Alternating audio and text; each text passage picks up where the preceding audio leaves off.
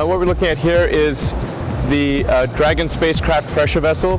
So it's almost done. We just need to do the forward and aft bulkheads. It's actually upside down right now, but you can see the main hatch, some of the windows.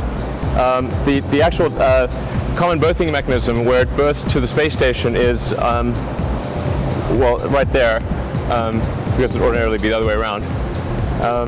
And this is an actual flight fidelity article that's going to go through full qualification testing. Right. This area is dedicated to our Dragon spacecraft assembly. So you see various tools. That's for our heat shield, making the composite parts on our heat shield.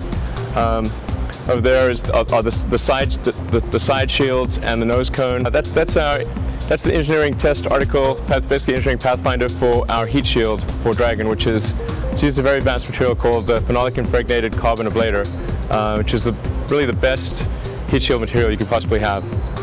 And this is our engineering test article of our Dragon spacecraft.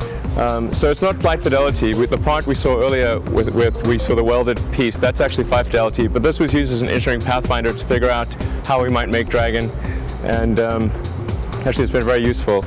On the right there is a space station berthing mechanism ring. So that's an actual ring that will mate to the space station. There's another one on the Dragon itself, although the guide vanes aren't present.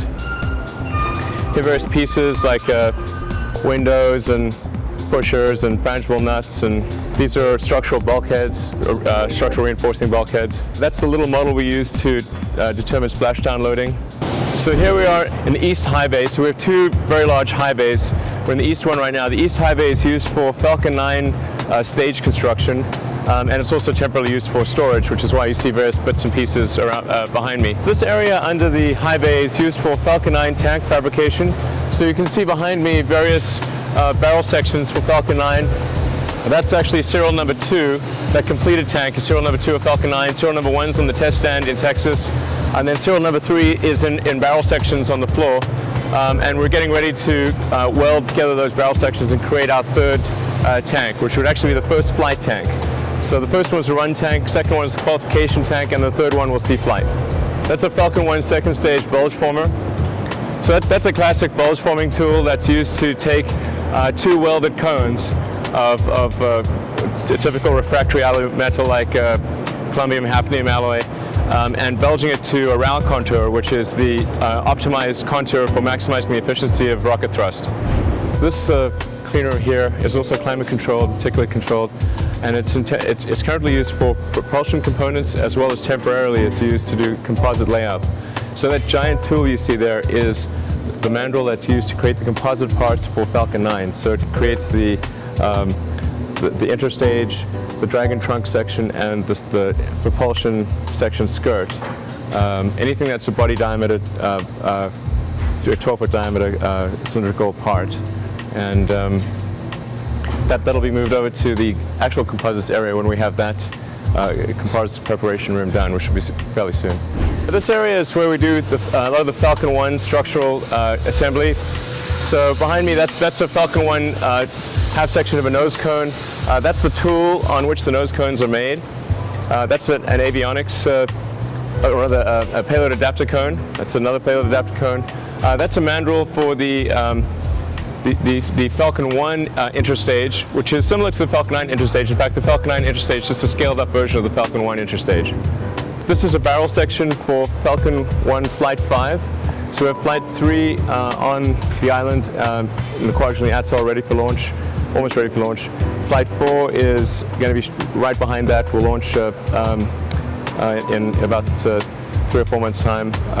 And then this is Flight 5, which will launch sometime in the first half of next year. We have a lot of customers that are interested in that, and we expect to do a deal on that fairly soon.